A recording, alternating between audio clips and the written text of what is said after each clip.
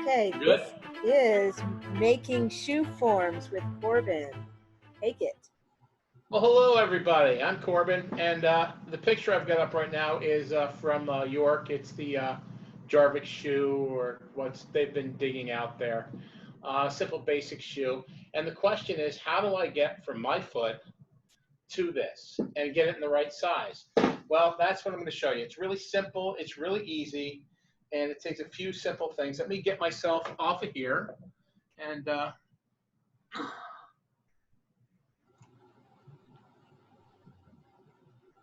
bring that down. How do I get me up? Am I up? Yeah, you're up.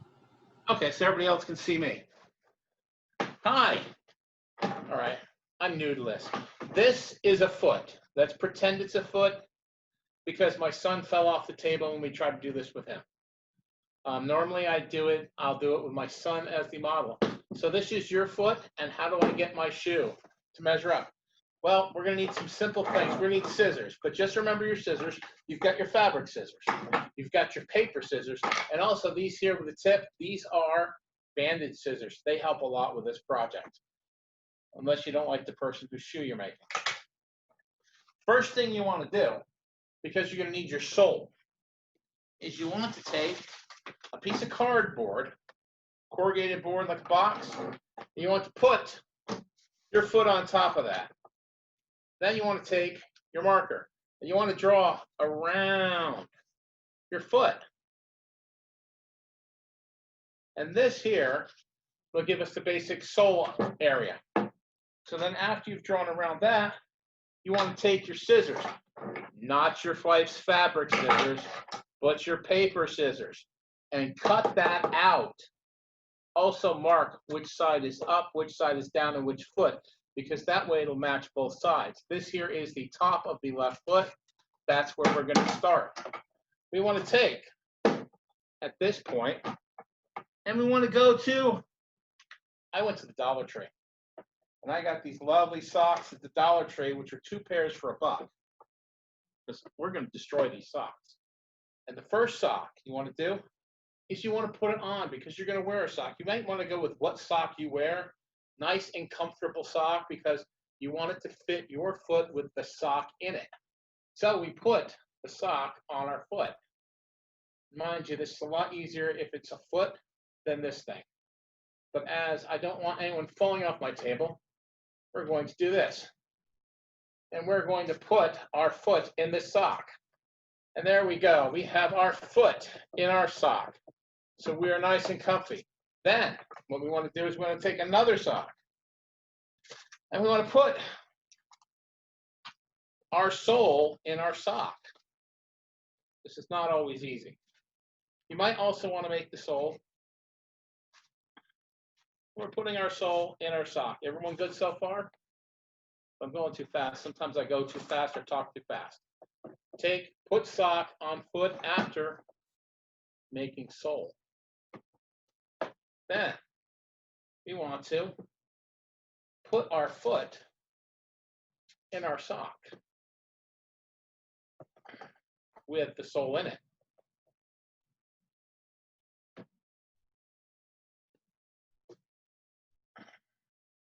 Also, when you're at the stage of cutting your sole, it's a point where you have to make a decision on what the shape of the toe is going to be, because you can have a round toe or a square toe or a pointed toe.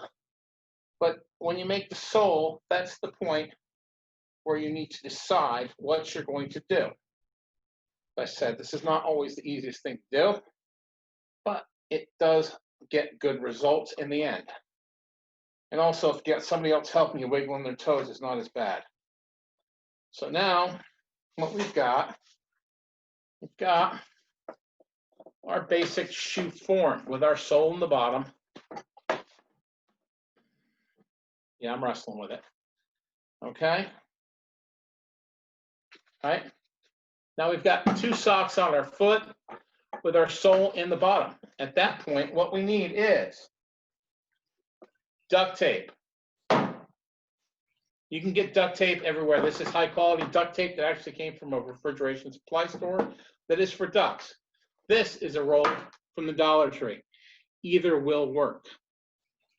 So what you want to do at this point, and also the thing that's important to say at this point, I'm going to be using duct tape, so I have a gold marker. Make sure whatever color duct tape you have, your Sharpie will draw on it.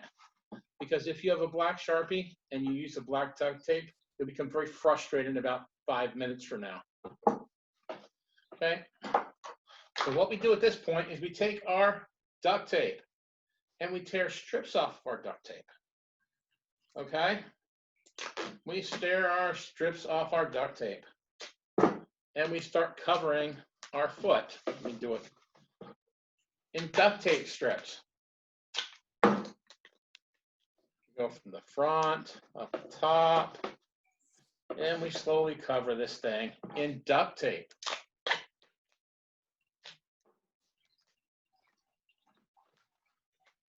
Whole camera angle thing, I'm usually surrounded by people, so I work in the round and it's so much easier for me spatially. But as we slowly cover this thing with duct tape,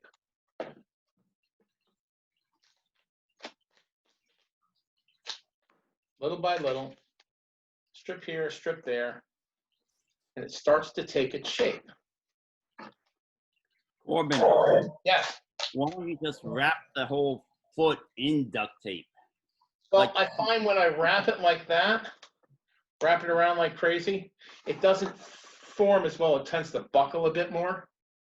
And I mean, you can, but, and also you don't want it too tight. And if you wrap it up in the duct tape like that, you end up it's too tight and it's hard to get off and the shoe fits too tight. And the person tends to have problems with circulation before it's all done. That's why I tend to do the small strips. I find that it works a lot better this way. I've done it a couple of times, and Rowan has screamed on the first couple of ones because he had no circulation in his feet. And I will do the yeah, I had problems with Rowan's feet getting a little too overdone here. But yeah, I do the bottom, I do the top, and I think you get the idea now, right? Yeah. Says, and then at that point, let me just a couple more pieces here, and I'll be ready to show the next step, rather than bore the living snot out of everybody, because it is a boring process. Unless, of course, you're the foot getting taped up.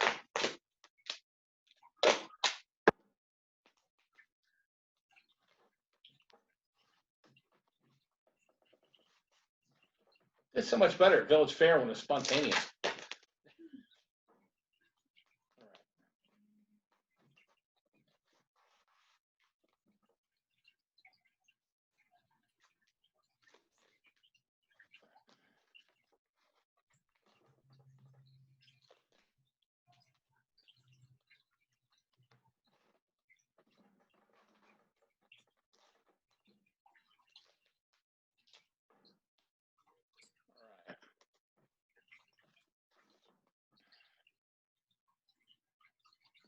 Now at this point, you have the foot taped up, okay? And you do a couple layers, make it thicker or thinner, whatever you like. So then when we go with the Jorvik shoe, it's two pieces. It's a two-piece construction. Basically, you'll see that it's got a sole around the whole thing. So what I like to do is draw a line with a marker around the whole sole area, okay? Where we're going to cut the sole out. And then there's a seam that comes down from the top and then goes down the inside of the arch. Okay? And that we cut those out. And there's also a tab, but rather than do that, so at that point, what you need is scissors to cut your friend out with. And these are the bandage scissors with the tip. And I usually come down the front and follow the seam I drew. I'm trying to show this. Now, trying to Yeah, it's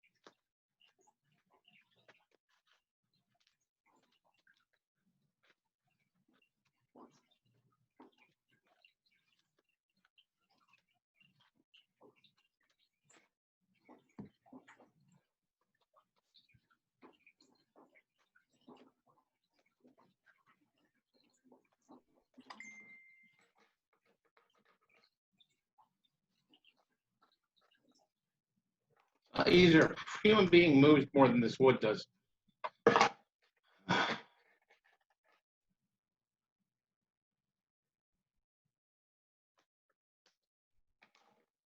Last.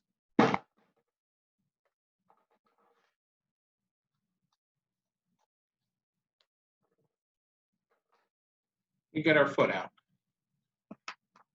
Let me do one I've done before. This was actually done on a friend of mine, Amanda's. And here is her shoe pattern. And as you notice, it will fold around.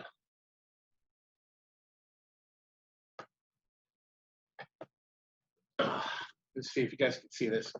This is the Jorvik shoe pattern that I just cut out on this one. But as you see, it lines up busly. And it did put an extra little tab on here, which would be done after we get to this point. As you can see, right here on here was where we would add our tab to lace on. Right here is where I taped on this added bit, and you would do that by simply taking a piece of cardstock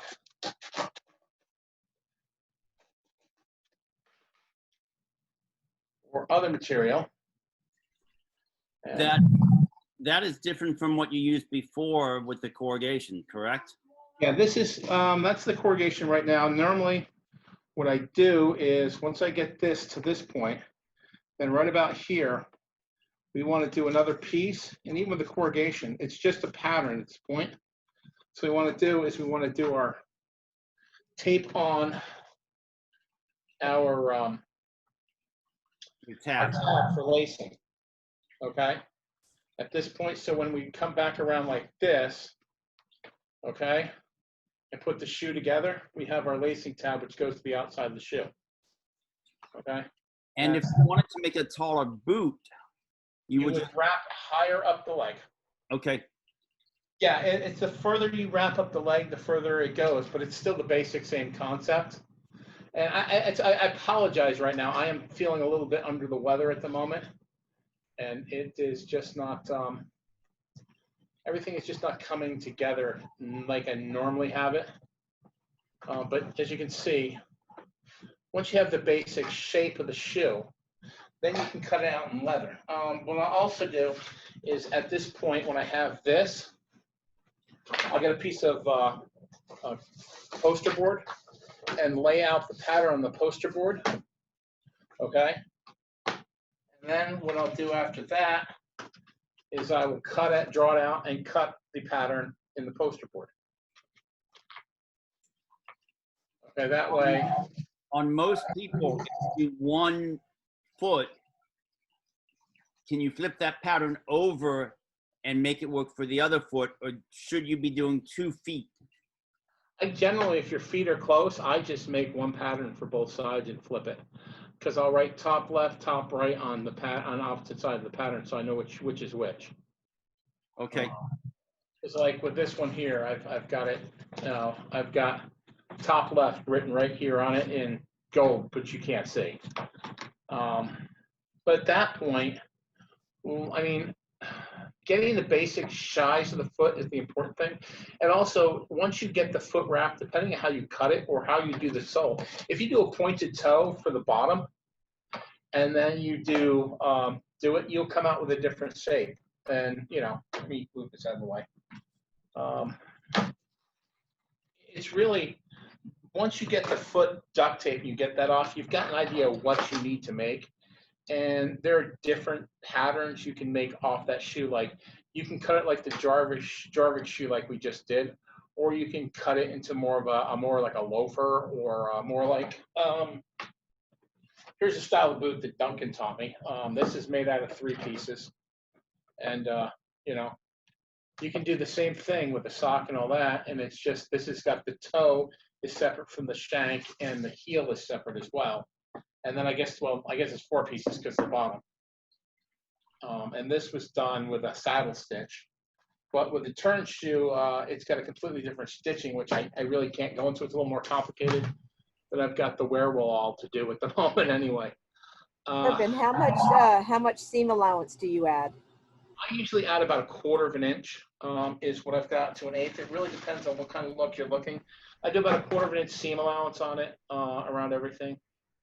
And then also I had someone ask about what weight leather you use for a turn shoe. Well, what you want to use is for the sole, you want to use about 10 ounce for the sole, 10 or heavier. I use 2 layers of 10. Just for what I do is, because what I do is I make the sole with about 10-inch leather, or 10 to 12 ounce leather, and then the upper you want to be about 3 to 5 ounce. This is a nice soft pliable leather. If you were go, I think the Jorvik shoe, the actual was the top, the bottom was, I think if I remember correctly, it was in about 10 ounce, and the upper was about 3 ounce. That actual shoe we're looking at, and they're goat leather, if I remember correctly. So if you're going to go, you know, purely exact, you're going to be looking at goat leather and sinew as for the thread. Thank you. I usually go with waxed linen because it's I've got beeswax, and the you know, embroidery store sells linen floss all I want.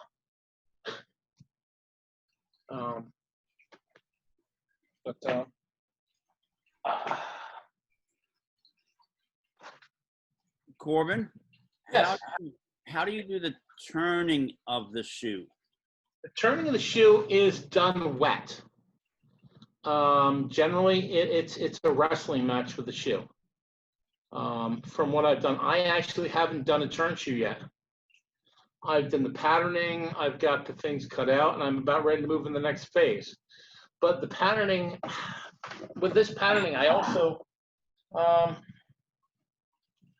do the class A non-turn shoe can also be done with the same thing. Because the non-turn shoe is like here. This is a similar shoe, but it's not turned, and it's just a welt construction. And I'm, yeah, it's with the turning of the shoe. As far as the turning, there's a gentleman on YouTube, Oktar, and he's got a great video from start to finish, and probably a lot better at than I am. And he goes on with his shoes from the patterning all the way up to the turning and finishing. And I recommend that. I didn't want to, you know,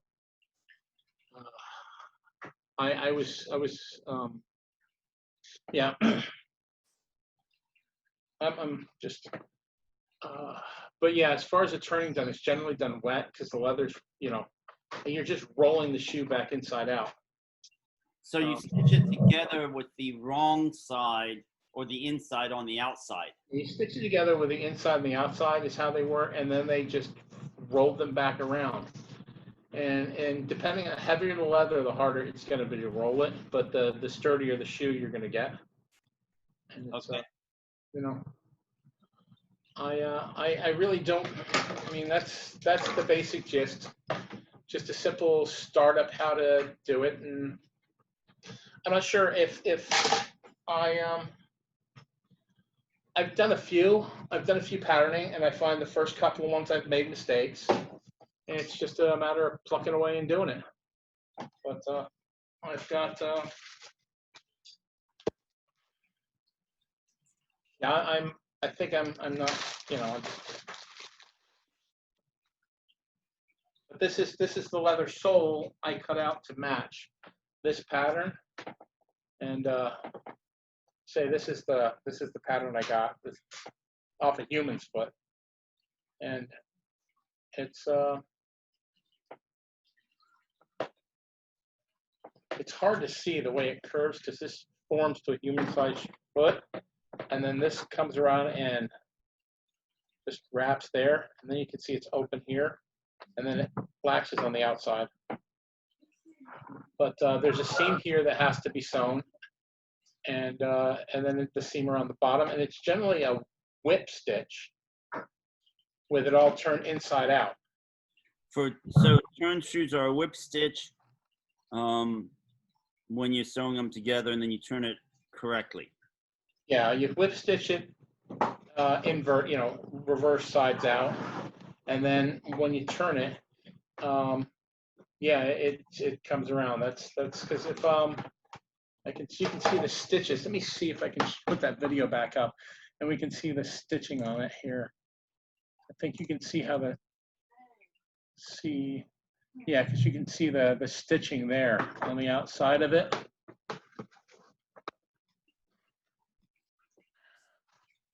How it was, you know. So the pattern you just made, I'm seeing 3 different shoes here. I'm guessing the pattern you just made is the middle one. Yeah, it's the middle one. Okay. Because the one on the left, the darker one, looks like it's got an extra piece sewn onto it. Yeah, it looks from here like it's sewn right up. It's the middle one that the pattern's pretty much for, but Okay. it's one of those things that once you make it, you can make copies of it and, you know, play with it. It's more of an art than a science as far as I can tell, but I'm starting my journey, and I just thought that the simple patterning, because people don't know where to start, and once you know, stick your foot in a sock, cover it with duct tape, it gives you a starting point. Of course, Jeffrey, you've been doing this for a lot longer than I have, so, and you've probably. I haven't made a pair of turn shoes yet. Yeah, I'm thinking about it myself. But the patterning you can use for just about any shoe, as I think, and you know, I'm. Yeah, that's what I was hoping to convey. I did the first time I did this. It was a bit impromptu. I was teaching that Gillies class I do with the basic shoe, and we ran a bit long on time, and I just ended up doing this for a group of people. But that's, you know, probably not 45 minutes worth of entertainment, but it's a start. If there's anybody got questions on what to start or what you need or anything like that, I'm right here. I will give you what meager advice I have. I'm looking at the center shoe in the picture, and it's got a seam that runs across maybe the mid of the foot. And I'm wondering if they just used whatever pieces they had to fit it together. Yeah, that was, if you looked when I cut the shoe, that was the pattern that was cut, because that lines up to the inseam cut to go down there, so it comes off the foot. So yeah, that what you have to do is you have to make that cut there, otherwise the leather can't lie flat. You can't, I mean, to get the pattern to lie flat, you have to have that seam there.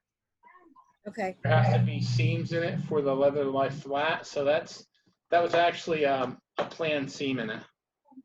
If I can let me switch back and I can show you, I think. Can we switch back to me where everyone sees me? Who was you before, Corbin? Huh? Okay. Yeah, because when if you look on the pattern here, this here and this here, like these here, that's that seam you're looking at. See, because when you fold the shoe together, that's the seam. Because when we go from a flat, because like here it's flat, but once we fold it in, it is no longer flat, it's a formed piece. So that seam that you see there isn't just throwing it together, that is that seam that takes it. So you can make from a flat piece of leather to a shaped shoe. Okay. So you're saying it isn't what it seems? Does that make sense? See, because we want a flat piece of leather, okay? We want to take our shoe pattern and we want to put it on a flat piece of leather and we want to draw it flat, okay? And then we want to take it, that flat piece, and we want to wrap it around the foot.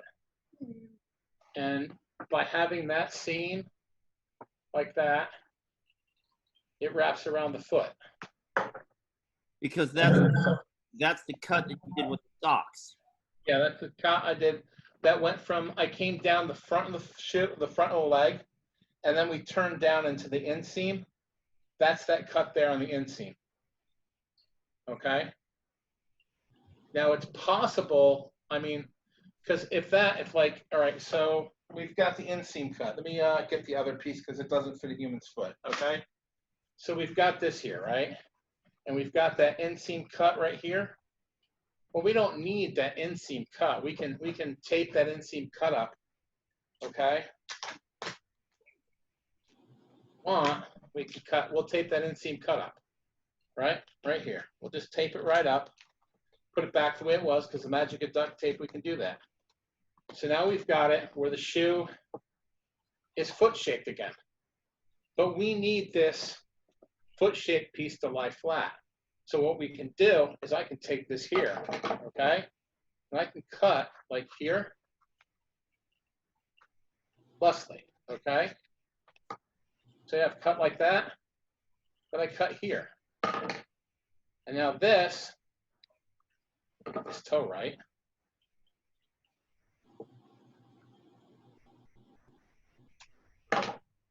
This here will also lie flat, okay? See how I've got this new flat piece, all right? Now what I've done from there is instead of doing the Jarvik shoe, I've got a pattern for the boot that Duncan taught me how to make, because that is the front of this shoe. And then if we make a simple heel for it, okay, which is really, we fold the piece like this, so it's pretty even, and we just take,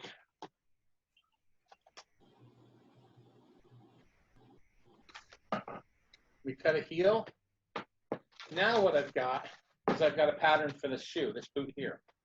So depending on what you do with the leather and where you cut the seams, it can't be one continuous piece to cover your foot because your foot isn't flat. So what you have to do is you have to cut it in such a way that you can get it laying flat on a flat piece of leather. Okay, but once you get your foot duct taped, you can decide where you want your seams and you know, experiment or look at some historic shoes and figure out what they did with it. But see, the purpose of this course really isn't to teach you how to make a shoe. It's just to show you and get it into your head that once you wrap a sock in duct tape and cut it off, you have the shape of your foot. You've got an idea what you can make with it. You can play with it. You can make you can just keep making them until you come up with something you want. That's what I do. I've played with it. I've made Landsknecht shoes. I've made all sorts of stuff just by playing with the shape of the shoe when it's in this form. Because when it's in this form, it's a couple of dollars. It's a couple old socks. It's some duct tape and when it's in this form, it's a couple of $100s worth of leather that I'm cutting up and hoping come out all right. So I think playing with the duct tape and the socks and even at this point, people say, what do you use? Well, if you do historic shoes, you can do that. But you know what? You can make the top fun for if you want. You can, you know, once you get your pattern, once you get your techniques, the world's your oyster. You can make what you want. That's what I was hoping to convey. Do you have any good books on medieval shoes, or do you know of any good titles? Actually, all the good titles I know are sitting in your library. I was just wondering if there were any more than we've got and we've got Stepping Through Time.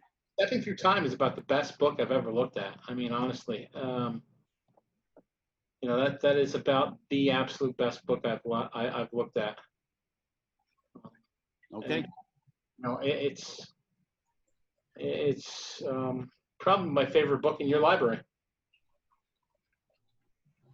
But well, Corbin, you mentioned somebody on YouTube. Can you say and spell the person's name for us so I can put it in the chat? I believe his name was Octar, Octar, if I'm correct. I was watching his video. Let me see. Let me see if I can find him right here. The Magic Box.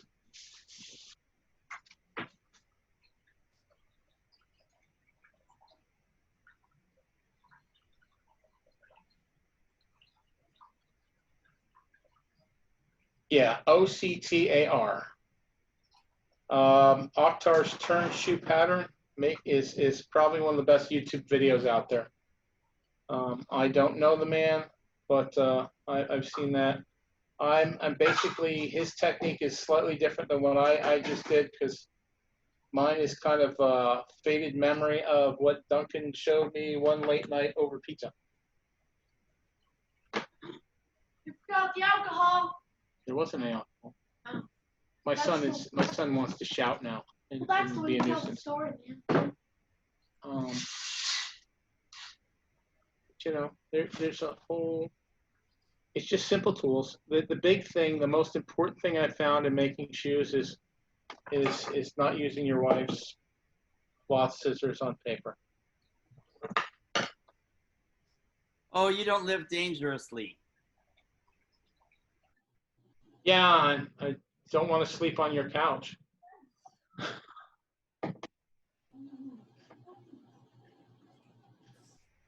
Like begging around for couches, but no, I mostly I got these bandage scissors were like $2 at Walmart. Socks were from the Dollar Tree.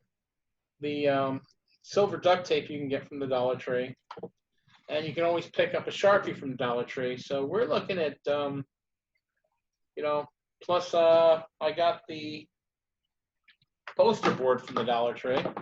So we're looking at under $10 to experiment with this. It's a reasonably cheap product. And then once you go to leather, then, you know, spend a couple $100 on leather. Or make them out of fun fur at first and see how you like that. If you get the pattern right, then go to the heavy duty expensive materials. I've made them out of felt before, some thicker felt, and they've turned out good. And then you end up with slippers.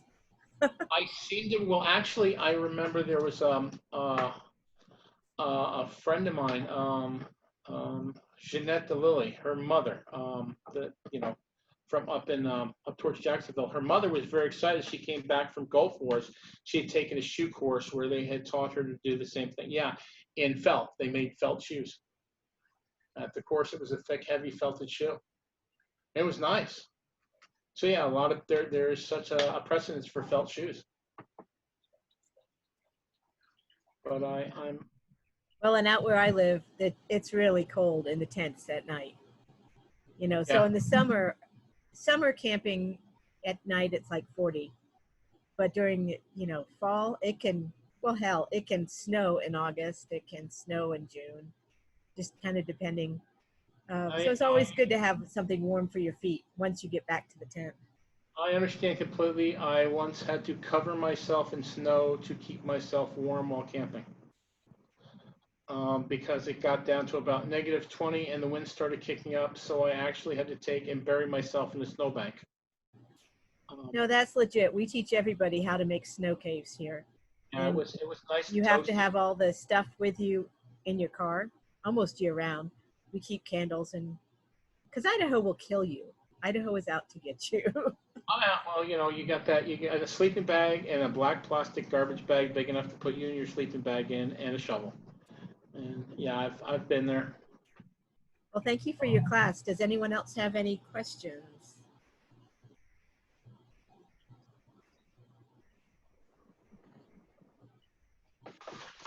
Any advice for fitting the shoe pattern over nail-bound sock without accidentally cutting off my sock? Or foot. That's also important. Okay, what I would do, okay, is just layer cheap socks on my foot until I had about the same thickness, because there's a good chance you're gonna wreck that sock. I would not use a good sock like that. You're gonna, if you go and you use, you know, get yourself some heavy socks from Walmart, like some wool socks, something that, and just build up until you get that thickness, because otherwise you're just gonna, we're taking this and we're gonna try to put it between the layers, and if you do that with a big open weave sock, you're gonna catch.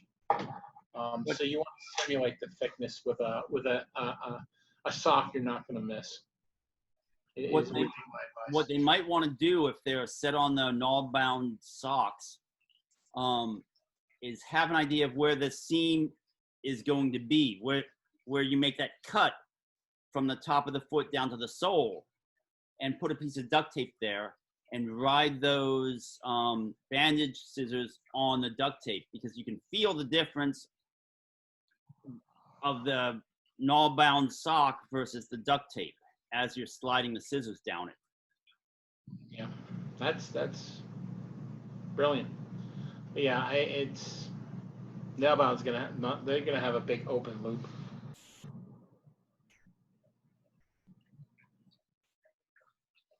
I can't read what it says. June snow is never good snow. It's wet and gross. Usually fall and winter has light powder snow types. Yeah, I was just answering a text earlier. Oh, okay. Yeah. I remember days where it goes from 90 degrees to 20 and just nasty. I used to live in New Jersey, so I understand that northern lovely weather. That's why I decided when I left Germany I was not going to deal with snow unless I got castles with it. That seems legit. Yeah. I love the season, so I really do. I don't know that I could come back to Trimaris, other than for you lovely people, because I love you all, but you have sunshine there, and it's scary. I left New Jersey in a snowstorm on a motorcycle, and I could not feel my hands until Delaware, and I kept going till Florida. I kept going until my hands warmed up. I was just done with it. I was completely done with it, and I just kept going until I could feel my hands again. So here I am in Florida, in lovely Trimaris, warming up my tootsies.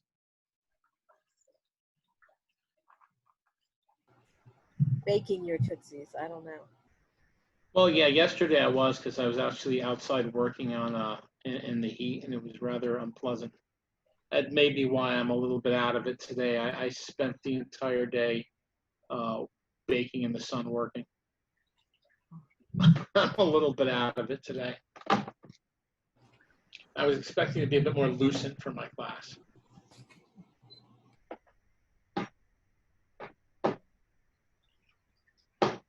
Yay, duct tape. We could get Evan to go into duct tape next. Be fun. We do corsets as well with duct tape. Or you can make patterns or pattern dummies, you know, like you put a t-shirt on and duct tape your whole self and then cut it up and tape it back together. And then you have a dressmaker's dummy. Yeah, I've considered that, but I got to get somebody else to duct tape me up. I'm usually the one making the patterns. But my problem is you got to figure out where to put the thing. No, I think the dangerous thing is, who do you trust with the scissors to cut you out? Uh-huh. Yeah. Yeah, that too. And especially if you forget to put on a second shirt. But yeah, I've done a couple of patterns like that. I mean, just about any piece of you want a pattern, you can do with duct tape. Thank you. Thanks, guys. I hope I was enlightening it all.